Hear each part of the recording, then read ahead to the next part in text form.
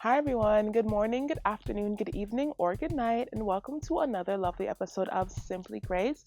Thank you so much for tuning in for today's episode once again. And honestly, I'm sitting here fighting the urge to wish you all a Merry Christmas because I know we're still in the early stages of December, which is the only reason I'm not actually doing it. But honestly, I'm a Christmas girly.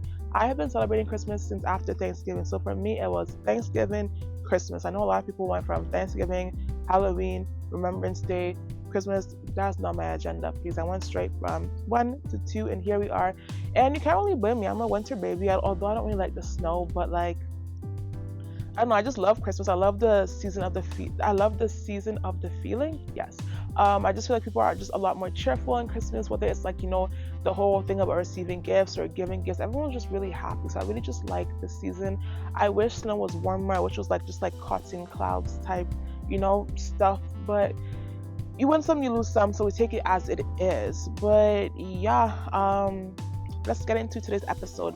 Also, on the topic of celebration, happy birthday to Simply Grace. I don't know if the appropriate term is happy birthday or happy anniversary, but whatever it is, Simply Grace has officially been operating for 1 year now. Our podcast, our community, our family has been going strong for 1 year. So we thank God for His mercy and His goodness over this podcast. And I really didn't make a big deal about posting it because I was a little bit unclear as to like what day to celebrate because we recorded the first episode back in November, but we didn't actually upload it until sometime in December. So it was like, what is the actual day to mark as our anniversary? But shout out to my girl Alice because she sent me a post of us in the studio during that first session. Things that I haven't actually opened this year. And I noticed that I actually saved a note and started drafting this document back in May 2021. Good? And she was like, oh my gosh, I had like a happy birthday or happy anniversary to Simply Grace. And then she also got like a really cute candle for us. Love it, love it, love it down. But yeah, we thank God for His mercy over everything that we've been doing together as a family. And a big shout out to God as we're celebrating our first year because without Him we would not be here. But also a big shout out to all of you, our family, our community, subscribers, likers, shares, commenters, whatever, however you show up for us. Thanking God for your life because honestly, where would we be without you all? Not here. So yeah, and with the year coming to an end and us also celebrating our first year together, it just felt perfect to make today a reflection episode. And with this, by the phrase within our thumbnail, you might have an idea about what we're speaking about, but if you don't, we're speaking about a phrase that went triple platinum on my timeline this spring/summer/fall, which is God can be trusted. And I really want to emphasize this to anybody who might have had really big dreams and aspirations for the year 2025, and they're now looking at their calendar and they're looking at the current day and they're wondering where things went so wrong. Don't get me wrong, it might have been a fantastic year for you. It might have been a beautiful, amazing year. You might have looked at your vision board and it's June and you're like, oh, I'm even advanced. I'm further along than I thought I would be. I've completed like 10 out of my 12 things. I'm definitely gonna hit all my goals by the end of the year. And now it's December. There's a few days left in the year, and you're wondering where things went wrong, how you fell off track so fast. Imagine being ahead of the curve and now somehow you've fallen behind. And with all of that, I want to use myself as an example to kind of help you understand why I'm tying this situation into the phrase we're discussing. Although I didn't create a vision board for year 2025, I had clear-cut goals. One of them was to graduate with flying colors. I didn't want to just walk across that stage. I wanted to, walk across the stage fully earning, knowing that I did my best in that institution.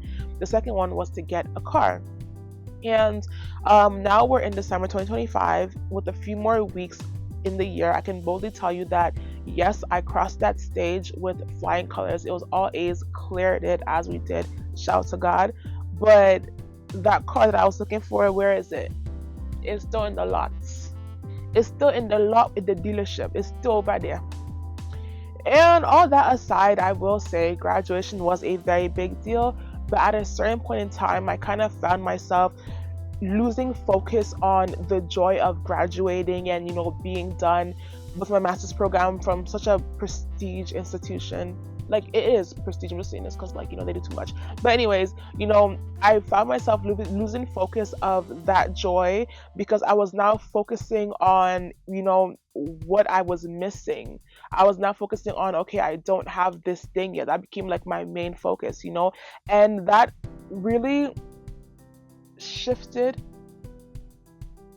Oh, sorry. And that really shifted my perspective from gratitude to now a place of almost like, is ingratitude the right word to use here? But like, I went from being grateful to now kind of just being like, meh, where's the rest of it? Like, now I'm looking for the rest of it or whatever. And in this process, it kind of just felt so surreal to me because I'm someone that always prays, oh, like, God, like, let your will be done above my own, or like, God, if I'm praying for this and it's not what you have in store for me, like, show up and give me bigger and better than my wildest imaginations. And with that, I started to realize that I was now creating my own view, my own perception, my own expectation of how I wanted God to show up in that way. And herein lies the issue for many believers. You cannot ask God for a breakthrough or ask Him for anything in general and then put in a box how you expect Him to show up. You cannot box how you want God to move. It just doesn't work like that. And this is something that I feel like we often need to remind ourselves. Although we may not like it, our ways are not God's ways, and that is just that on that. And in the spirit of being fully transparent, although this year has been such a blessing to me, there were many ups and downs like many people would face. It got to a point for me where when people say, oh my gosh, hey Annabelle, how are you? Like, fill me in on what's new, what's the deeds. All I would say is, we thank God for life, because I didn't want to be in a place where I would just complain and complain and complain. Because I told my friend, I'm like, yo, if I tell you how I really am, I'm going to complain for hours. You're going to complain for hours. And then now it's just a complaining session. And that's where it's like we're in the complaining Olympics. We're trying to see who's doing better than other. Like, it really didn't make any sense, So I didn't want to be in a place where I was murmuring. So I was like, let me just say thank you for life and just keep it there. And a lot of these feelings also extended towards the podcast. And I know I shared a little bit about, the challenges that we faced during the season finale a few months ago. But there's a lot more behind the scenes that, also went down. And I feel like often when we speak about difficult seasons, we often overlook the fact that this difficulty that we're facing could be pruning. We could be in a pruning season. And honestly, if you're like me, I've already been begging God, like, listen, I might have been on the strongest soldiers list 2024, 2025. I don't want to be on it for 2026. I want to have a soft life 2026. I'm claiming soft life, soft everything. Literally just soft 2026 is literally going to be my motto for the next year moving forward, because some people have been carrying that strongest soldiers list on their back and they're wondering, when did I sign up for the Job or Joseph package? Is enough. We don't want to do anymore. Anyways, all that aside, even though I am still actively in my season of waiting, I can wholeheartedly tell everyone that is tapped in today that God can be trusted, even when it feels like your case is different, especially when it feels like your case is different. To be so honest with you all, I have built a relationship with God that a lot of people might deem unconventional. And this for me stems from the understanding that, God is our first love. And I fully speak to Him acknowledging that. For me, it's like if you say you love someone, it means that you fully know and fully understand them. You accept them with their perfections and their imperfections. So you know all that and you love me. So it's just like, I should be honest with you, and don't get it twisted. There's still that fear and that reverence, but there's also truth, honesty, and humility. The Word of God reminds us that He knows our hearts, He knows our thoughts, and He knows our ways. So for me, knowing all of this is like, why would I pretend? Why would I dance around the truth? This is how I feel. You see my heart, even if I'm not saying it, you know it's in my mind, so I might as well just say it, And that's how I approach God when it comes to like conversation, communing, prayer, whatever word you want to use. And just to build on this, like the other day I was praying and I thanked Him for life, because I always start with thanking Him before I, start complaining or telling me my feelings, whatever. But I thanked Him. I did my whole rundown and I was like, God, I'm really, really upset. Like, I don't understand right now. I'm not questioning you, but I'm really, really upset. And I'm not one of those people that gets disappointed and allows my emotions to take over my rationale and then starts proclaiming craziness like, oh, like God is not real, or see, I told you God is this or God is that. That's not true. The truth of the matter really and truly is that God is sitting on his throne. He is reigning in his majesty, and I just don't like the outcome of whatever, I had been expecting from him. Point blank, period. And I told him that I felt like he was answering everybody else's prayers, and he was kind of just like looking at me like, you're not really actively interacting, you're kind of just like sitting there, you're not giving me what I needed. And after a while of like venting, I felt better. And I say all of this because the truth of the matter is that when we pray for his will to be done above our own, we have to really mean it. We may not like the process, but as someone who can confidently say, I've looked back from where I was before and looking at where God has taken me now, you know, if you trust him in this process, you will thank him for allowing you to trust in the process. You will thank him in the long run. And I know for a lot of young students, you probably can relate to, whether it be students, young graduates, young adults, whatever, you probably can relate to the feeling of like applying to certain programs, having certain expectations, having everything lined up. You've met the requirements, you have all your recommendations, everything is good. All you're waiting for is a yes, because you know the yes is coming. And then unexpectedly, you now get that no. It's kind of just like, why didn't I get into the program? What do you mean no? Everything is lined up for a yes. Why would you tell me no? This is something that I kind of experienced in undergrad. So after my first year, I ended up switching majors. So initially I was like a science major and ended up being like a law major. And with this, I felt like I had wasted a year. And I remember like telling my friends about it, like, oh, like, I'm switching. I feel like I wasted a year. So people were really supportive, and they reminded me like it's better to like, catch it early. Kind of like when people are sick and doctors say, oh, it's better to catch it early because now you're able to address it earlier, and just a better outcome versus like me sticking to the program when I didn't really like it or whatever, and then now it's third year now starting all over again. At that point in time, now that would be like 3 years wasted. So a year really wasn't a lot to deal with. And then I had one friend who told me, she's like, yo, like, I'm actually so surprised because like you are someone that I've always known as being like so sure and on everything, and you now switching up to me is like very surprising. And I felt so taken aback because for me it was like I'm always so sure and confident in what I say I'm going to do because I know the Lord is backing me. So like me now switching up on this thing, like, I don't know how to explain it. I just felt really taken aback, essentially. And to cut the long story short, the first few weeks in this program obviously was difficult because I went from a science kid to like a law kid. But once I got the hang of it all, I started excelling. And even though it was very frustrating for me at that point in time, if I would have stayed on my initial pathway, I can confidently tell you now that I would not be where I am right now. I would not have the connections that I have. I would not have the friends that I have. I wouldn't be in my current career path. And I really, really love what I'm doing right now. So I am so grateful to God. And I am grateful that I trusted the process and I'm able to see how things played out long term. So for that reason, for anybody in the period of questioning, crying, and confusion, I want to remind you, even though the year is coming to an end and you might not have completed everything that you wanted to complete, your life is not coming to an end. We go again next year. Put on your boots, get your bag, let's go. We do this again. Anyways, God is real. God is still on his throne, and this is regardless of everything else happening around us. So make sure you remember that. And when we started this journey, I expected things to be a lot easier, honestly. I used to say like, whatever affected other people within this field would not affect us. I openly proclaimed that. And although I didn't expect to wake up with like 10,000 followers and like 1,000 subscribers, I thought things would, be a lot quicker by now. And I had to keep reminding myself of the scripture that says, despise not your small beginnings, because the Lord is happy to see the work being done.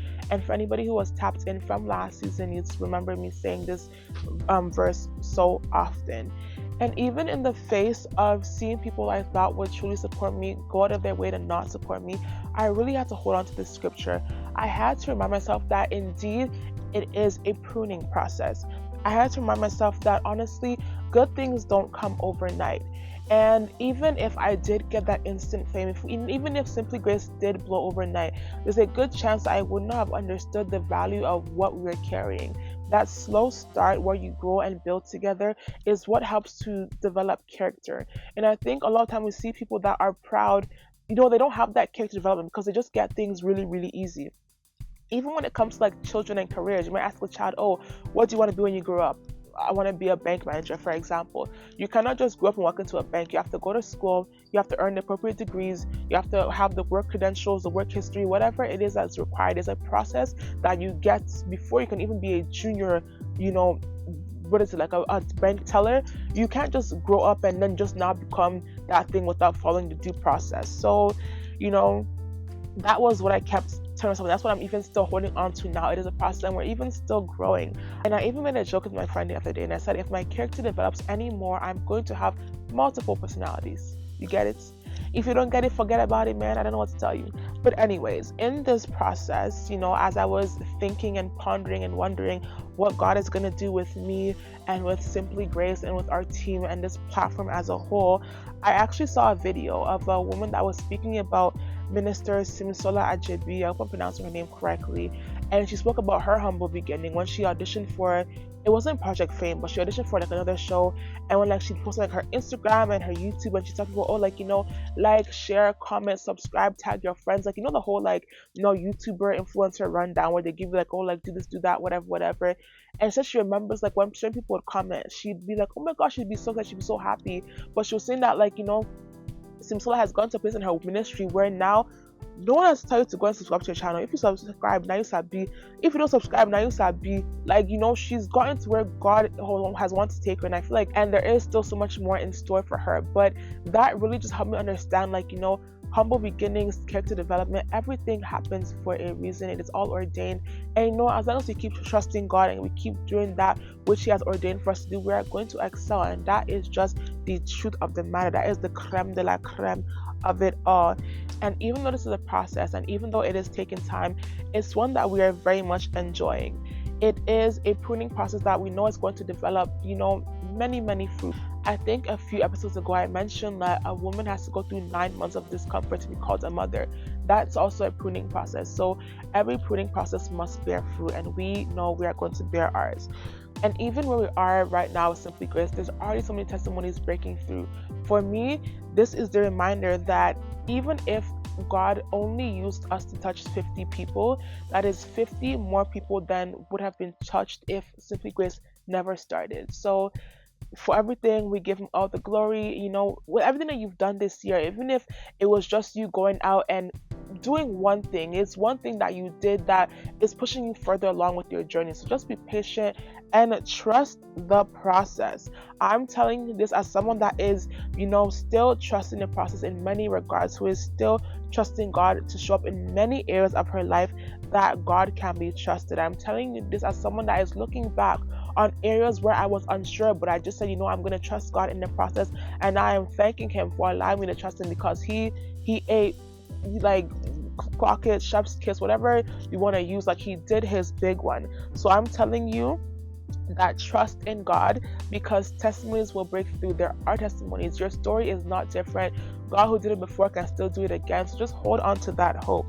Trusting God means that you trust Him to show up and fulfill your needs over your desires, however that might come about. Sometimes we're praying for certain things. God's like, yo, I'm going to give this to you, but right now this is what you need, and He gives it to you. Can He give us both? Yes. Is He going to give us both? I don't know. I can't answer those questions. Sometimes I ask them myself, but I don't know. Godspeed, man. Godspeed. I just feel trust God. Someone said the other day, you don't go into a plane and sit with the pilot while they fly the plane. You just trust that they know what they're doing and they're going to get you to where they're going safely. When you have a bunch of different ingredients everywhere, rice, Maggi, salt, whatever, it looks like just a bunch of different things. When you trust a chef to put it all together, to cook it in a pot, you start to perceive the aroma. Okay, something special is coming out of here. So yeah, just trust God, because you cannot see the perfection until the work is completed, and I know you will see it if you keep trusting Him. But yeah, I know I said no song inspiration for episodes anymore, but one that came to mind was The Story I'll Tell by Naomi Rain, and I feel like it perfectly aligns with this episode. So whether you're at the end of the journey where you're testifying, or you're still in the beginning stages, or even in the middle, you're just trusting God, listen to that song. It should minister to your spirit. But yeah, thank you for tuning in. I am officially tuning out. Merry Christmas almost. Thank you. Signing out, wishing you peace, love, and simply grace. Bye.